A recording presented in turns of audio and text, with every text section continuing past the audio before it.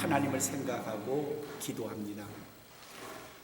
내가 생각하는 하나님, 내가 예배하는 그 하나님은 어떤 하나님일까요? 나하고 어떤 관계일까요? 도대체 그분이 날 위해서 뭘 해주실까요? 이 질문에 대한 대답이 오늘 우리가 읽은 신명기 1장 모세가 이스라엘 백성들에게 했던 오늘의 설교 같은 이 말씀 속에 잠겨 있습니다. 나와 하나님은 내게 어떤 존재이신가? 날 위해 도대체 무엇을 해주시는가? 때로 내가 그런 하나님을 알면서도 어떻게 내 생각이, 내 길이, 내 생활이 암울하고 힘들고 지쳐 있을 때 도대체 뭐가 잘못됐을까?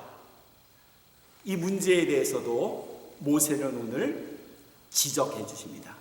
무엇이 잘못되었는가 하는 것에 관한 말씀입니다.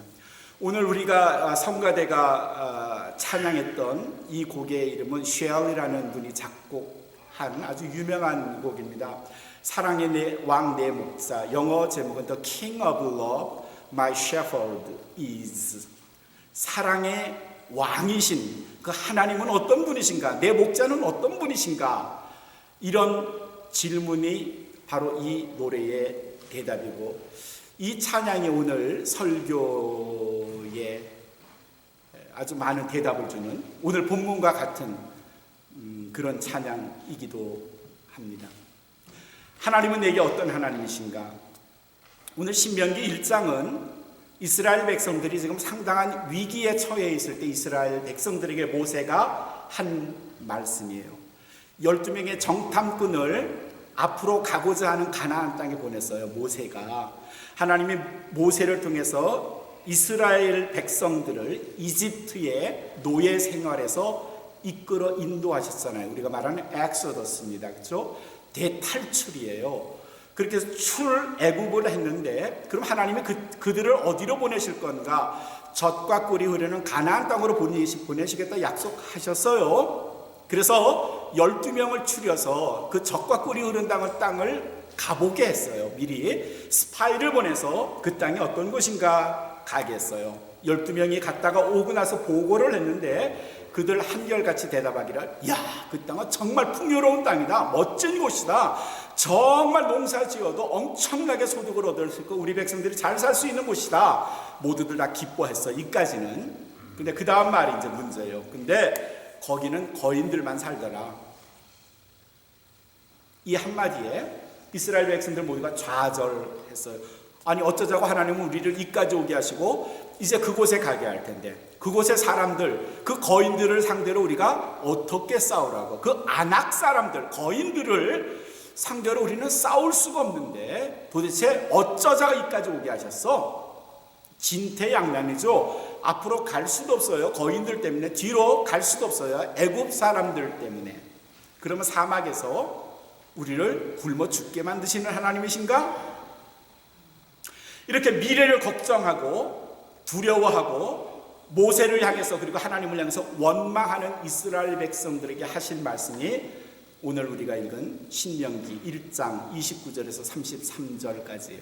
우리는 이 모습에서, 이 말씀에서 하나님의 세 가지 모습을 생각해 봅니다. 첫 번째가 이스라엘 백성들에게 하시는 말씀은 그들을 무서워하지도 말고 두려워하지도 말라 이러시면서 30절에서 첫 번째, 너희의 하나님은 너희를 대신하여 싸워주시는 하나님이시다.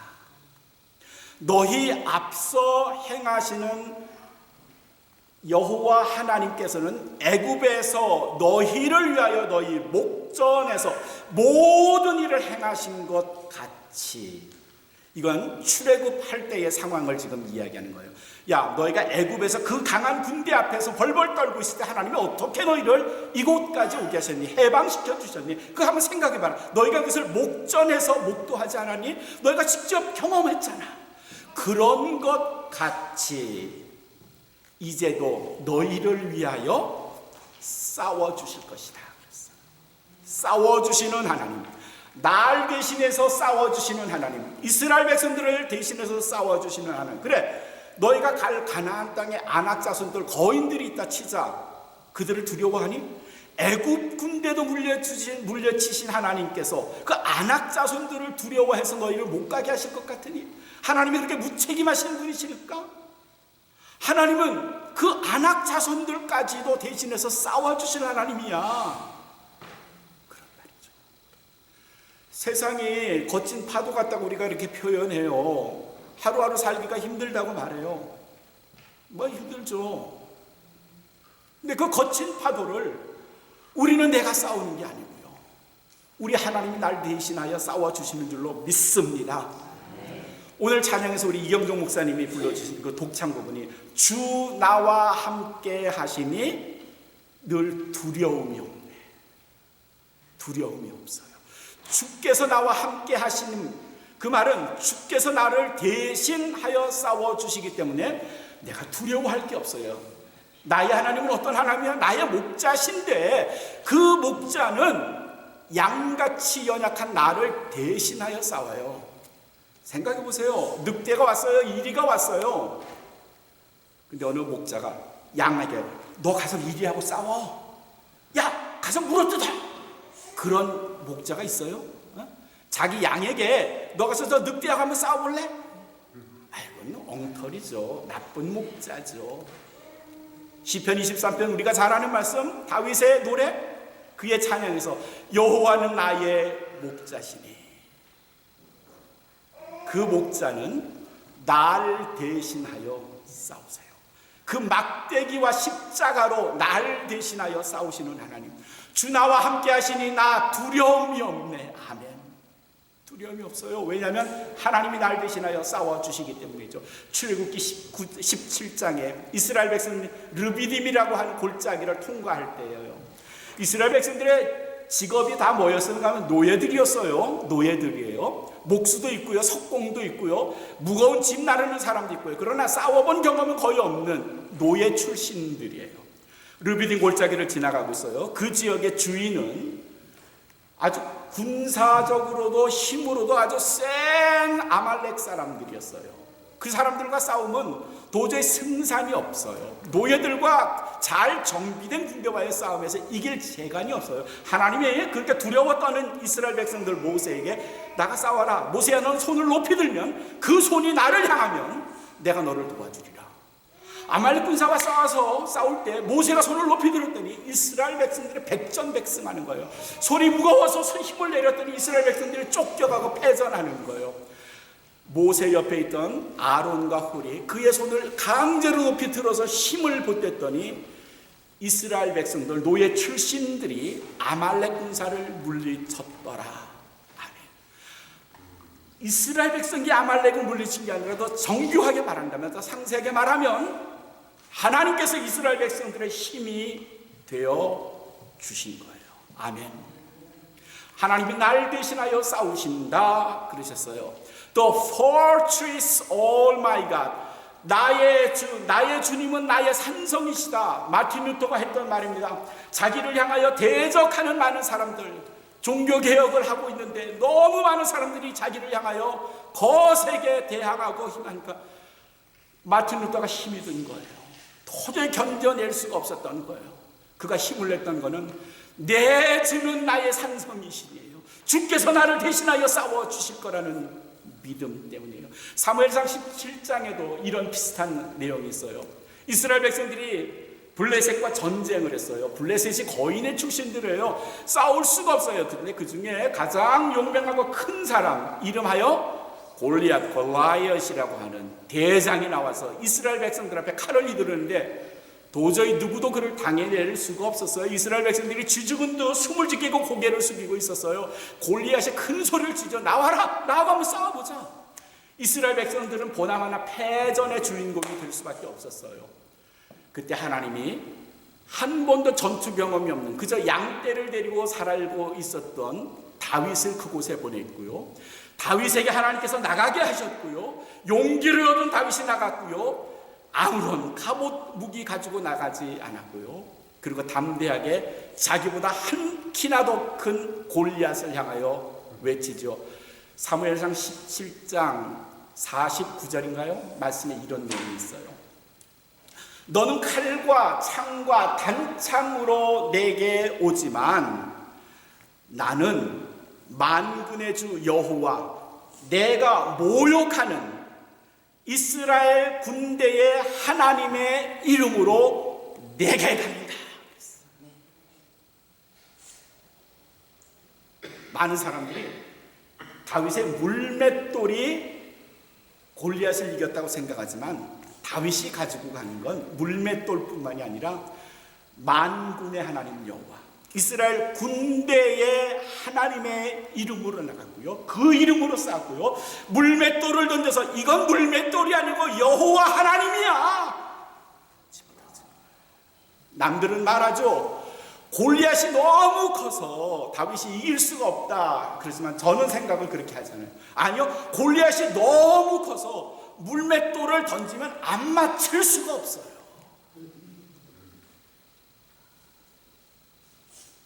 날 대신하여 싸우시는 하나님.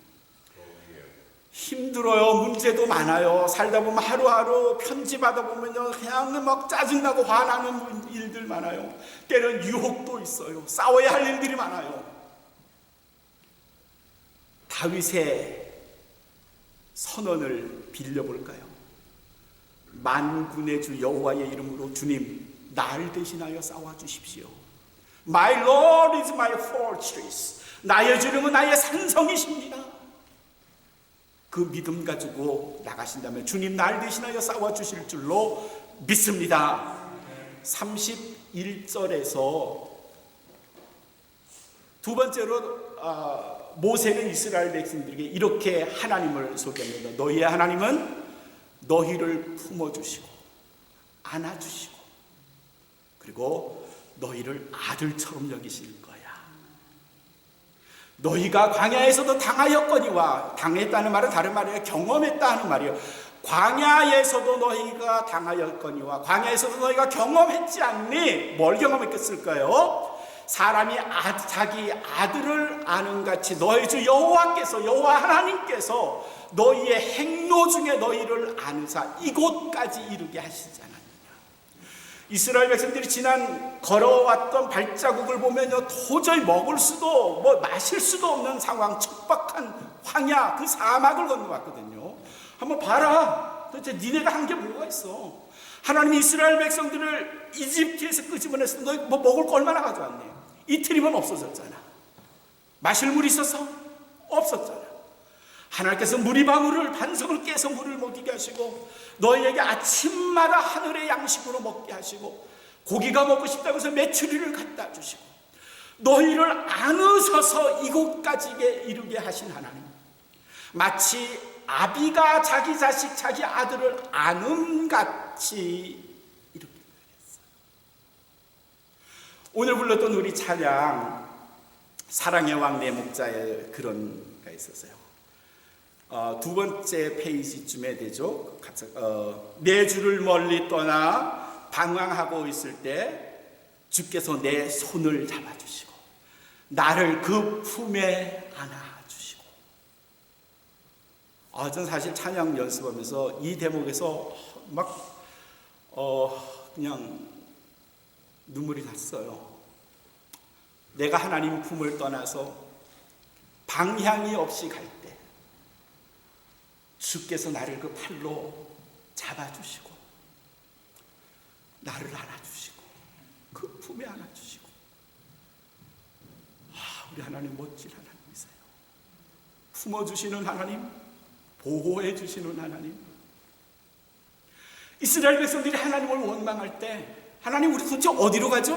올라갈 수도 없고 내려갈 수도 없잖아요. 어떡하죠? 모세가 말하죠. 너 이제까지 갈 곳이 있어서 왔니? 먹을 것 가지고 왔어? 마실 물이 있다고 해서 왔니? 없었잖아.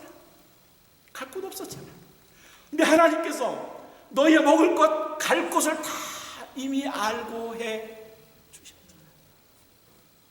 하나님의 가장 위대한 보호, 하나님의 가장 위대한 우리의 안으심은요, 십자가에서 드러나요. 그렇죠? 십자가. 우리의 갈 곳은 딱 하나예요. 죽음, 절망, 영원한 사망밖에는 없는데 주께서 우리를 자기의 아들을 안음같이 우리를 안아주시고 그 영원한 절망, 사망에서 이끌어 구원해내시며 자기 아들의 죽음을 통해서 우리의 새로운 갈 곳, 적과 꿀이 흐르는 영원한 하나님의 나라를 가도록 우리에게 길을 보여주셨잖아요. 너희를 이곳까지 이르게 하셨느니라. 오늘 장로님 기도 속에 우리의 이민생활 그렇게 힘든데 순탄하게 지금까지 지내셨어요? 아니, 말도 문화도 다른 이 미국 땅에서 어떻게 사셨어요? 어떻게 이곳까지 오늘까지 이르게 하셨어요? 그 세심하게 보살피는 하나님의 도우심 그 있었잖아요.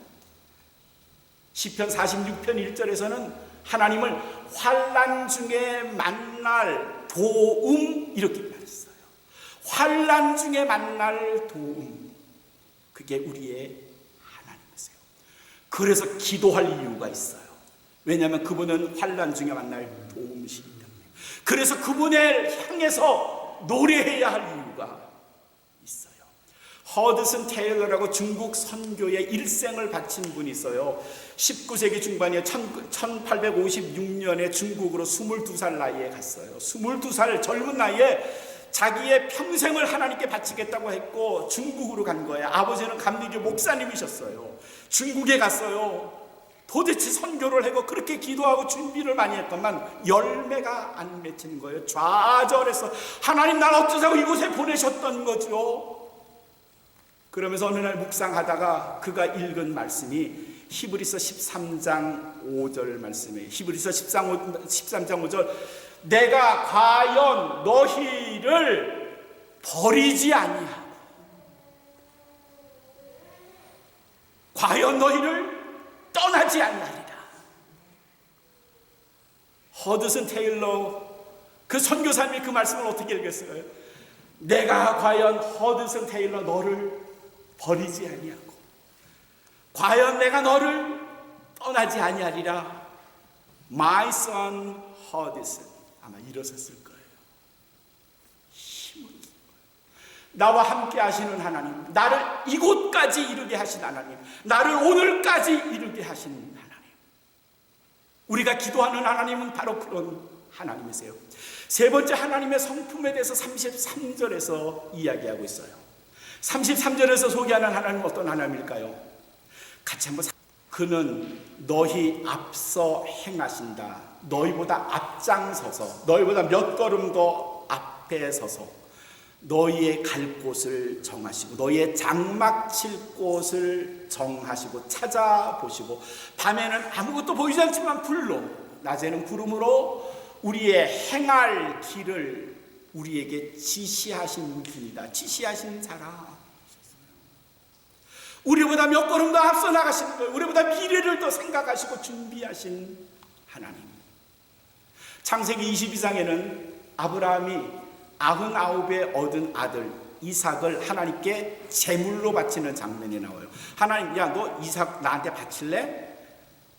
그 말이 돼요? 하나밖에 없는 아들, 그것도 99이에요. 그 아들 하나님께 주고 나면, 더 정확하게 말하면 죽이고 나면 이제는 아브라함에게는 아들을 가질 찬스 없어요. 근데 아브라함이 이 무식한 사람이 그랬어요. 모리아 산으로 갔죠. 아들을 데리고 갔어요. 제단 위에 아들 이삭을 눕혔어요. 그리고 다른 때 같으면 염소, 양 그걸 눕혀놓고 칼로 찔렀는데 지금은 양도 염소도 아니고 아들 이삭이에요. 칼을 겨눴어요. 높이 들었어요. 이제 내리치면 아들은 죽는 거예요. 내리치려고 할 때 하나님께서 멈춰라 막 그러셨겠죠. 내가 너의 마음을 이미 받고 아들 이삭을 이미 받은 거야. 그러시면서 뒤를 봤더니 뒤에 뿔이 나뭇가지에 걸린 수양 한 마리가 거기에 있었어요. 하나님께서 그 양을 나에게 받자라. 그 양은 이삭이야. 하나님께서 말씀하신 대로 아브라함이 그 양을 바쳤어요. 그 22장 14절에는 그걸 그 당시를 여호와 이레 이렇게 말했어요. 하나님께서 예비하셨다. 하나님께서 준비하셨다. 하나님께서 준비하셨다. 제 개인적으로는 아내와 결혼 후 유학을 왔고 공부를 했고 목회를 했고 지금까지 살면서 정말 많은 여호와 이레의 하나님을 경험해요. 근데 이건 나만의 일일까? 여러분은 그런 기억 없으세요? 아니요, 많으실 거예요. 다만 어쩌면 기억하지 못할 뿐이죠. 정말 많아요. 정말. 어쩜 하나님 이렇게 잘 준비를 해주시지? 나를 위해 준비해 주시는 하나님, 여호와 이레. 그걸 다른 말로 앞서 행하시는 여호와 하나님. 그렇게 말해요.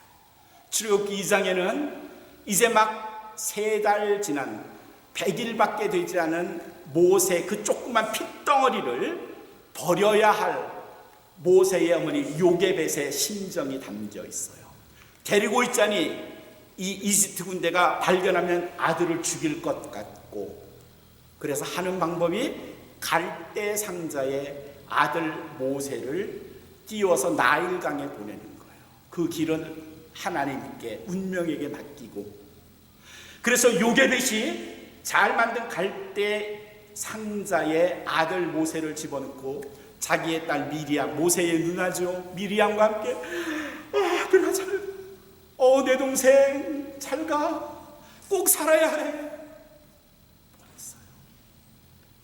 우리는 그때 상황을 생각하기를, 이 아들 이제 하류에 내려가서 바다에 가면 파도에 휩쓸려서 물속에 그냥 가라앉으면 물고기 밥이 되겠거니 했는데, 하나님은 그 상황에 이미 그 갈대 상자를 보고 그 안에 들어가 있는 모세를 구할 사람들을 나일강 하류에 준비시켰어요.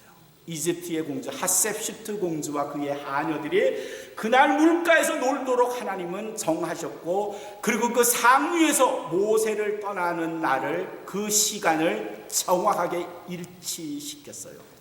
어머니는 요게벳은, 미리암은 그냥 흘려보낸 것 같지만 이미 하류에선 하나님께서 준비해 두신 거예요. 갈대 상자가 떠내려온 걸 봤던 핫셉슈트 공주의 시녀들이 건졌고요, 그 안에 있는 아들을 보고 핫셉슈트 공주 보고 반색을 했고, 그걸 자기의 양자로 삼아서 40년 동안 이집트 궁궐에서 지낼 수 있었어요. 우리는 생각하기를 내가 이렇게 하면 아무런 준비 없이 어떡하나 생각하지만, 하나님은 이미 준비를 해두고 계시다는 사실이죠. 주님께서는 이미 준비해 두고 계세요. 우리가 무엇을 결정하든 어떤 것을 하든 하나님의 길을 떠나지 않고 하나님의 품을 떠나지 않고 그분의 손을 놓지 않으면 그분은 내 앞길을 이미 준비하고 계시는 줄로 믿습니다. 그런데 뭐가 문제일까요? 뭐가 문제일까요? 32절에 모세가 그 답을 우리에게 이렇게 보여줍니다. 31절 제일 끝에 있는 단어 하나가 중요해요. 31절 제일 끝에 하나, 그 말은 다른 말로 그러나, 그럴지라도, 그렇지만, 그런 뜻이에요. 그리고 32절로 넘어가요. 사나, 그렇지만 너희가 이 일에, 이런 어려움이 닥쳤을 때, 암울할 때, 절망적인 시기에 너희가 너희 하나님 여호와를 믿지 않았다. 너희를 대신해서 싸워주시는 하나님, 아비가 그 자식을 품은 것처럼 너희를 품어주시고 보호해주시는 그 하나님, 너희의 갈 길을 미리 알고 그 길을 준비하신 하나님을 너희가 믿지 않는구나. 너희가 믿지 않는구나. 혹이라도 이 믿음 때문에 하나님을 전폭적으로 내가 수용하지 못하고 어려움을 당하지는 않으시나요? 내일을 무서워하고 미래를 두려워하시나요? 그렇다면 내일을 알고 미래를 알면 두려움 없겠지요? 무서워하지 않겠죠? 그럼 오늘의 말씀에 다시 한번 귀를 기울여 볼까요? 우리의 하나님은 어떤 분이신가? 30절 33절에서 너희의 행할 길을 미리 아시고 준비하신 하나님이라고 우리에게 말씀하셨어요. 그렇다면 내 미래를 나는 모르지만 나를 사랑하시는, 나를 아들처럼 딸처럼 여기시는 하나님은 아시잖아요. 그분이 미리 준비하신다면 그래도 두려워하시겠어요? 그래도 무서워하시겠어요? 여러분이 아시는 대로 저는 거의 걱정을 안 해요. 안 해도 알고 살지만 저는 별로 걱정이라는 거 거의 안 해요. 좀 다른 말로 한다면 optimistic, 낙관론자 뭐 이렇게도 표현할 수 있을 거예요. 걱정 안 하고 살아요. 이유는 내가 아프면 당신 아픈 거지. 내 아버지가 당신인데 당신 아픈 거지. 뭐 내가 아파? 나만 아파? 그러니까 내 문제는 당신의 문제이기도 하고요. 하나님, 당신이 이 문제를 풀어주셔야죠. 그러니 난 마음 편하게 자겠습니다. 이게 그냥 제가 사는 방법이에요. 걱정 안 해요. 두려워하지 않아요. 겁내지 않아요.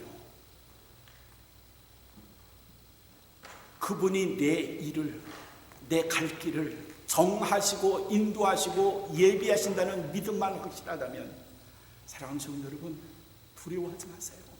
무서워하지 마시고요. 온전히 하나님의 이름을 부르시고 그분이 내 일을 미리 준비하신다, 그 마음만, 그 믿음만 가지시면 주께서 우리를 선한 길로 인도해 주실 줄로 믿습니다. 이 믿음 가지시고 내일을 두려워하지 마시고 미래를 걱정하지 마시고